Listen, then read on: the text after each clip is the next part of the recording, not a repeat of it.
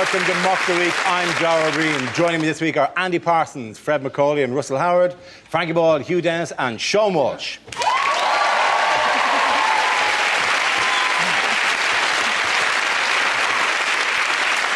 We start with a round called If This Is the Answer, What is the Question? On the board are 6 categories. Fred, which category would you like? World News, please, Dara. OK, your category is World News. The answer is 1/5. What's the question? Is this what fraction of the Jackson 5 might miss the Christmas party? Is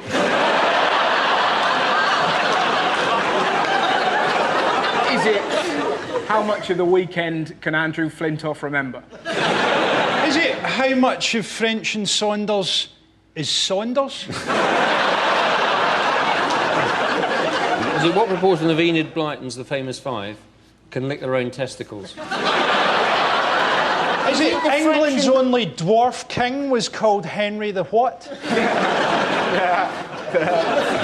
How much of a Boris Johnson speech is not, well, I say, boss?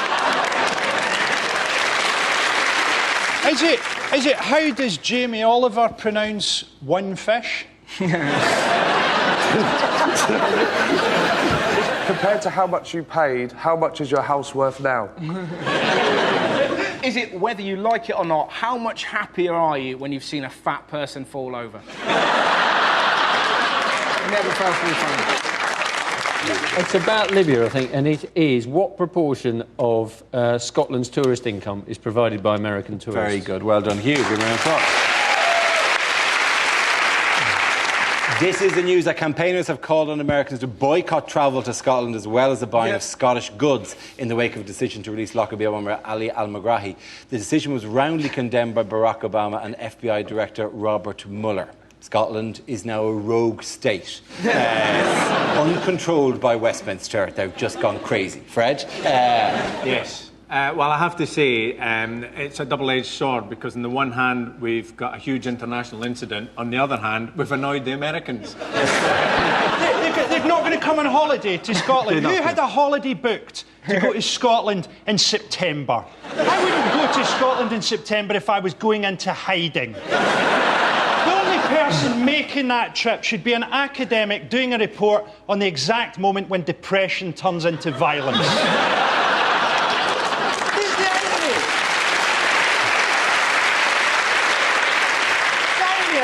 Americans don't even have passports. Only 10% of them have passports. Americans boycotting Scotland is like Wayne Rooney boycotting the Large Hadron Collider. It's not just, it's the Scottish goods, though. It is a genuine fear that if America... that your sales of whiskey, shortbread and those hats that have hair attached to the hat... How many haggises are we selling in Jackson, Mississippi? 2, 5? I will say this, as an Irish person, on the website that says boycott Scotland, they offer as an alternative Ireland, which is kind of... We're not interchangeable, although we have renamed our whiskey Freedom Whiskey. Like Ireland doesn't have any links to terrorism. No, exactly. Not to that terrorism, no.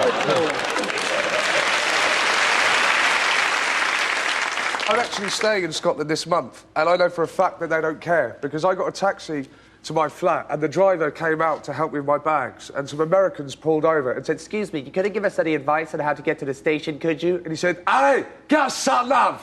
What I loved about it was the fact that Kenny McCaskill said that the reason why they let him go is because Scotland is a compassionate nation. And you're like, what? The Glasgow kiss is the only kiss that involves the forehead. It's freezing there, they make him wear skirts, and the last terrorist in Scotland was on fire, and Jim Smeaton still tried to beat him up. They don't make us wear skirts, we choose to do that, It's not Jim Smeaton. They're not all called Jimmy, he's John. They've released al-Megrahi. The Scotland have sent him back on compassionate grounds because he's only got 3 months to live. Well, Gordon Brown has only got a year to live politically, so could we not send him back to Scotland? There was a genuine... Because al-Megrahi, yes, has 3 months to live, but he's 57, so he was very close to becoming Scotland's oldest man. The great thing about Al McGrahy is he actually sounds Scottish. Big Al McGrahy. He sounds like he played centre-half for Dunfermline or something. Yeah, you get round the full-back, but often Big Al McGrahy was there to clear. The main problem with it, isn't it, as I see, is the British government has done some sort of deal, we reckon. But they clearly said to Libya, look, you can have him back, but don't have a party. Libya's just gone absolutely tonto and frowns on the phone to Gaddafi. What are you talking about, Brown? I cancelled the Skywriter. I can't cook up. I can't hear you over the noise of the fireworks. It was even a party in which there were children waving Scottish flags. If you was released from a Scottish prison, would you want to see Scottish flags when you arrive? Would you not just go, it's a trick, it's a trick? You're all the way back again. You punked. I'll tell you what would be funny, actually, if it's just a few Scottish football fans and they've forgotten how to get back from Norway. Where are we? All right, lads, he don't look well. Really thought we would have beaten Libya. It's not like Al McGrahy got off lightly, though. That's what I don't get. You know, he had to spend 9 years in a Scottish prison. If you want to know what a Scottish prison is like, imagine what life is like normally in Scotland. A Scottish prison is exactly the same. What other transatlantic row has been raging over recent weeks? It's the NHS. Yes, now what way is the NHS a transatlantic row? Explain. Well, Barack Obama is trying to give 46 million people free health insurance, and the Republicans are really angry about this because they think it's evil. That was the exact words. Sarah Palin said, it's evil. Sarah Palin said to his plan of free health insurance for 46 million people, I don't want to see my Down syndrome baby go in front of Obama's death panel. And she can't understand basic English. He didn't say that. I'm not going to do that. You want to kill my baby? No. I'm trying to create an American NHS. You want to call this country Obama land? No, I don't. Here's a ball. Go and bounce it, you moron. You know, it's unbelievable, man. The horrible thing about the Americans and the NHS is that we have a better life expectancy than Americans. In fact, the only time that British people don't have a greater life expectancy than Americans is when we're on joint military manoeuvres.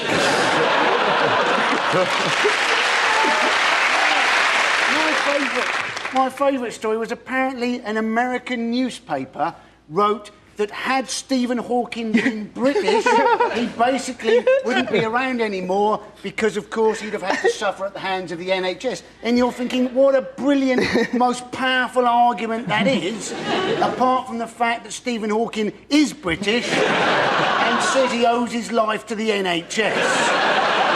Yeah, but for many years, Hawking has been using that fake American voice for a while now, and it's basically, it's come back to haunt him now. And so he in very way only has himself to blame. I would say in defence of the Americans that Hawking only went into an NHS hospital with a splinter.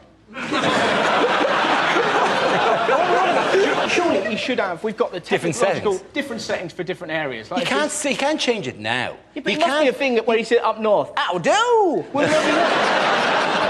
He could have a lady's voice at points, couldn't he? It's not a sat-nav system that Stephen Hawking had. He could have Mr. T. Wouldn't that be great? You know, he's guest voices. I got a new theory, Sugan. You know, he's sitting at home right now thinking, what would I have had to have done with my life to stop people taking their piss? I worked out what black holes were, and people are sitting there, what if he was a lady? At the end of that round, the points go to Frankie, Hugh and Sean.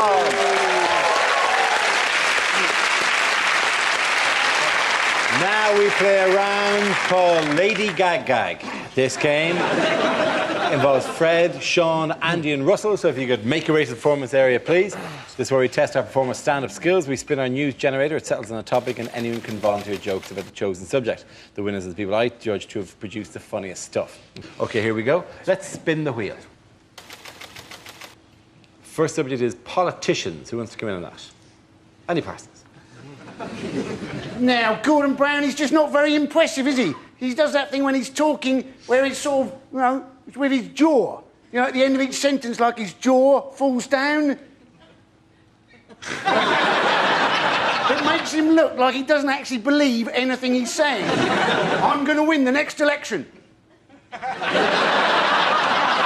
David Cameron has said he's not smug about winning the next election.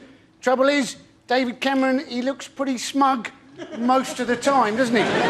The only time he didn't look smug was, in fact, when he had his bike nicked, and then everybody else around him, they looked smug.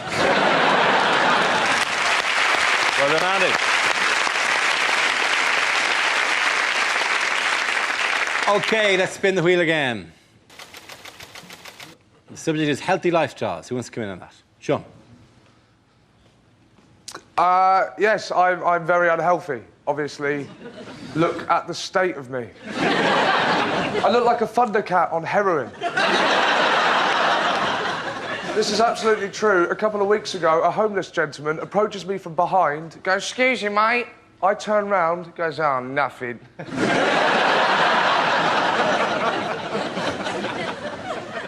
I smoke over 40 a day, right? I now run out of breath when I grate cheese. I got a friend, Dave, he got a Nintendo Wii, right? He asked me if I wanted to go around and play. Now, if I'm going to play a computer game, I don't want to get a stitch. Hey, look, it's like the real thing, look. It's like the real thing, yeah? You smashed your vase, you twat. He takes it far too seriously as well. There's a bowling game. Yeah? He made me change my shoes. Thank you very much, Sean. Well done. OK, that leaves us with Fred and Russell. Let's spin the wheel. Next subject is rage. No wonder that man's cross. He's stuck in a shuttlecock. Everyone's angry, though. I know the kids did really well in their A-levels. How do we respond? A-levels are getting easier. In my day, you had to do 50 questions in a minute. You got one wrong, they killed your dad. You know? All you hear is, this country's gone to the dogs. I'm fed up with this country. It's the worst country in the world. It's enough to drive you mad. Yeah, I bet there's some bloke in some war-torn African village as we speak just weeping. Why are you crying, mate? Is it because you've got no food, no money, no home? It is none of those things. Some people in England only have their willy bins collected once a fortnight. Is there no God?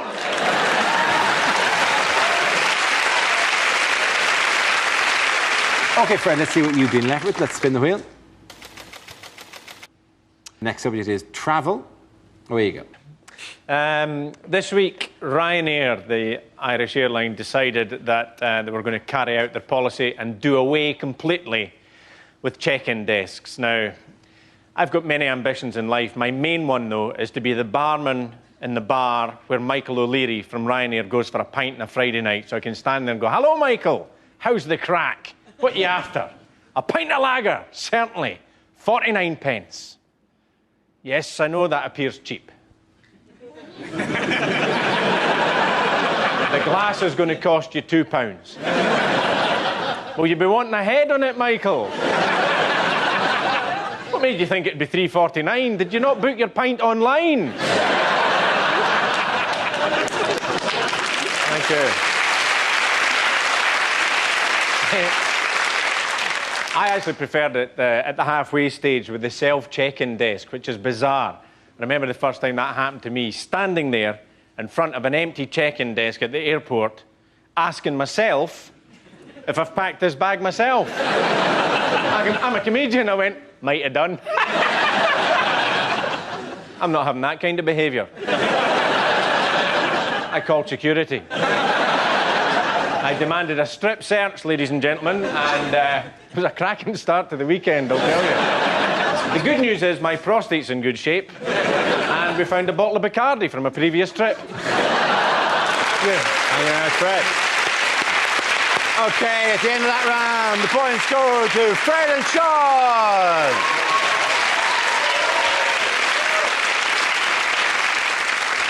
Our next round is called Headliners. Here's a picture of England's cricketers at the Oval. But what does EWAF stand for? Is it England win at football? Is it everybody wasted a fortnight? I think it's a description of the English cricket team. English, Welsh, African and Flintoff. Is it? Hey, what a fluke! I've been thinking about this long and hard. And it's a waff.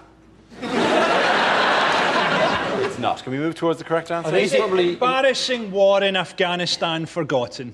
It's what he had for breakfast the other day. It's eggnog, whiskey, absinthe and Foster's. Is it just 11 weeping Australians? Fantastic!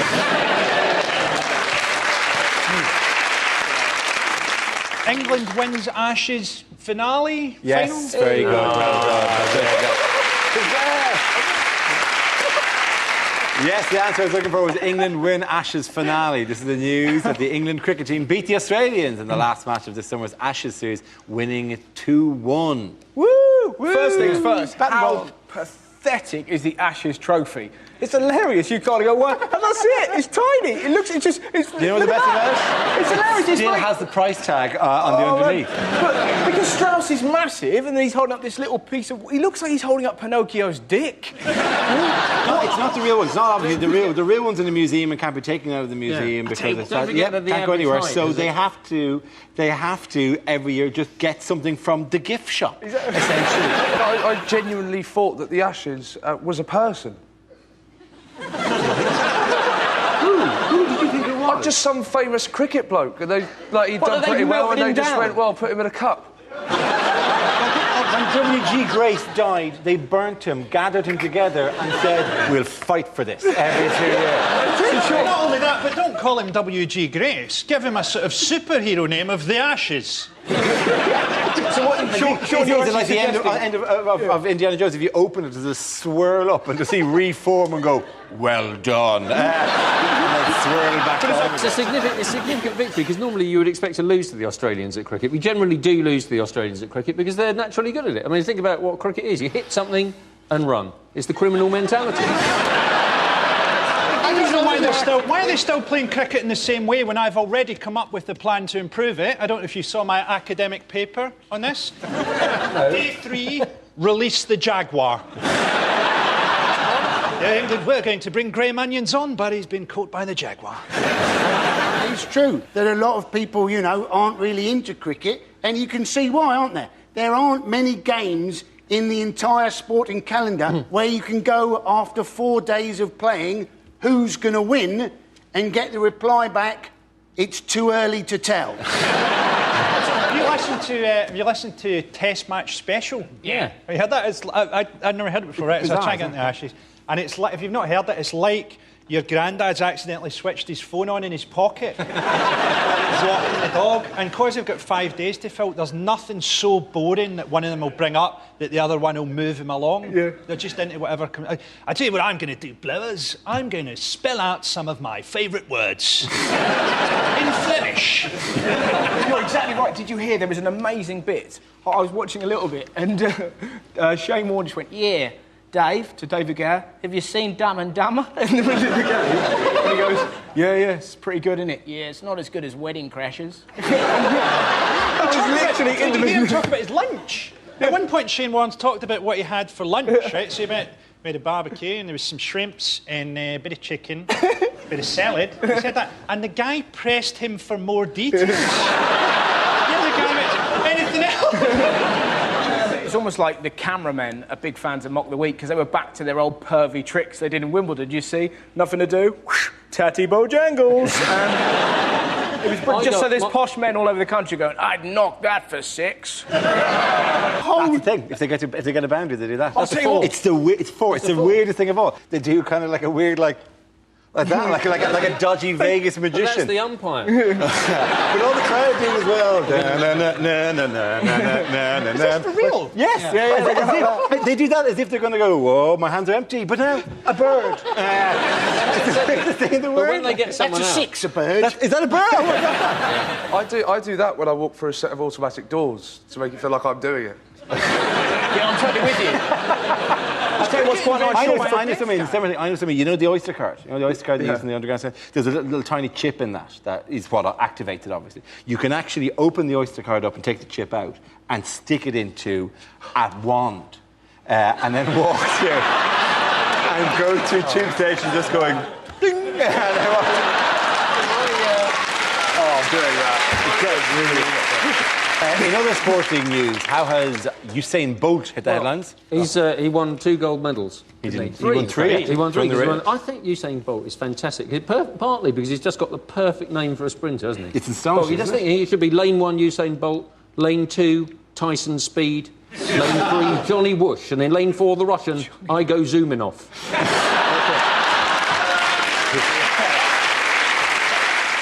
He's pointlessly fast, though. What's the point of it? Yeah. Soon, he won't register on human consciousness. We turn up for the Olympics. Is Usain Bolt running in this one? We have no way of knowing. Like a photon has already passed through our receivers. The athletics in the Olympics will be commentated on by a bird of prey. 2012. In the 2016 Olympics, he's actually planning to run in the Large Hadron Collider against a massless particle, which is the only thing that can be faster. He did 200 metres in 19.19 seconds. It took me 5 minutes to get out of the beanbag that I was watching it in. One of the most impressive things were like, that is impressive. Oh, God. Oh, no. What I love that celebration. It's great, isn't it? Great, man. It's all to do. He's called Bolt, so he can do that. Whereas if Tyson Gay had won, he'd have very different. What was the big controversy at the championships? There's a South African 800-metre runner who won the women's 800 metres, who they've now said might be a man. Now, the interesting thing about it was that on Tuesday it came out that her levels of testosterone were abnormally high. But I'm kind of on her side, to be honest. Her name is Caster Semenya, and then she won, and yes, she looks tough, but she just destroyed the rest of the field. There's nothing they can do about it. It's what we're going to have in the Olympics. We're going to have 1 800 metres for men, 1 800 metres for women, and one race that's just Pete Burns and that wee guy that used to value antiques. I think she's gone back to take part in a gender test. Yeah. Which is basically she goes into a room with Lady Gaga. I think they actually watch while they both try and put a shelf up. Properly Apparently it all offensive. started because when they sent her to the toilet to give her test samples, she took a paper under her arm. You've got to feel sorry for her. The only reason she's being tested is because she's really good at the 800 metres. You know, you're thinking, you know, if you go out on a first date with a woman and then you've both got to run for the bus afterwards and the woman beats you, your immediate first thought isn't, oh, crikey, she must be a bloke. An incredible thing. Now, the IAF are saying whether you've got male or female genitals is no way of telling if you're male or female. And you think, well, it's good enough for everybody else. It's good enough for religion. It's good enough for the law. Suddenly it's not good enough for running about. Running about is the area where we have to go into gender philosophy all of a sudden and reclassify our species. So now countries can't ban gay marriages anymore. Oh, you can't marry him. He's another man. I think you'll find that not by IAF standards, he's not, because he's shit at running. Oh dear, I do beg your pardon. God bless you, Gordon and Keith. Give it that round of applause to Russell, Fred and Andy. Now we come to our final quickfire round called Scenes We'd Like to See. This is for everyone, so we can all make your way to the performance area, please. I caught ideas for scenarios we'd love to see in the performance. Come in with their suggestions. OK, here we go. The first subject is things you wouldn't want to hear at work. Oh, you've already given Michael his dosage. It's not a photocopier, it's a shredder. And what have you done to your arse? So, you probably want to know how I got the nickname Dog Botherer. Imagine that. My first day at work, and I appear to have slipped on a wet floor. I think I might be entitled to compensation.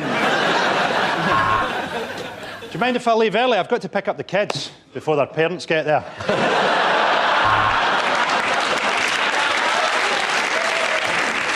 He's the CEO, he's the COO, and I'm head of the agricultural division, the CIEIO.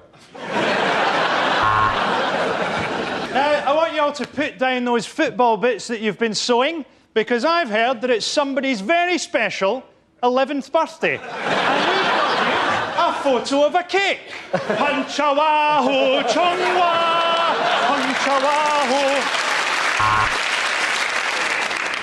Don't worry, this isn't the first operation I've done. Last time I got almost the whole way round before the buzzer went off. We've run out of semi-skimmed, so I've topped your coffee up with breast milk. What do you mean it's not your turn to make the coffee? This is fucking Starbucks.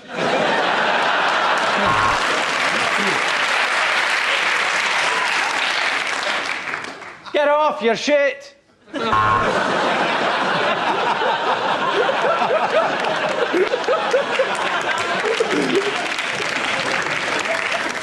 Whoops! This air traffic control thing's not as easy as it looks. I've always wanted to work in a library! If only I could read! OK, the next topic is unlikely things to hear on a property programme. Next, Cash in the Attic. Tennis player Pat Cash has a nervous breakdown and decides to haunt his estranged family. Today, we help Al Megrahi swap his one-bedroom cell for a Libyan place in the sun.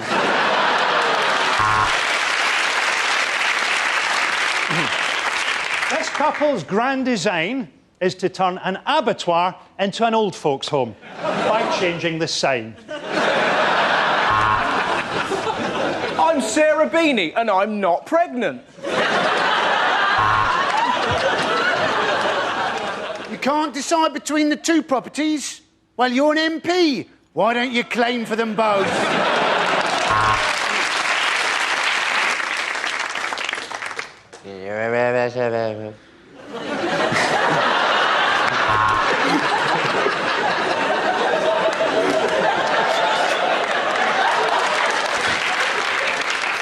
Thing is, I have actually heard that in a property programme in Scotland. And remember, the prices of property can go down as well as plummet. You know, I said those ghastly beams, what on earth are they for? It turns out they were for holding your house up. Hello, I'm Lawrence Llewellyn Bowen, and I'm so posh I've actually got a swan for a penis.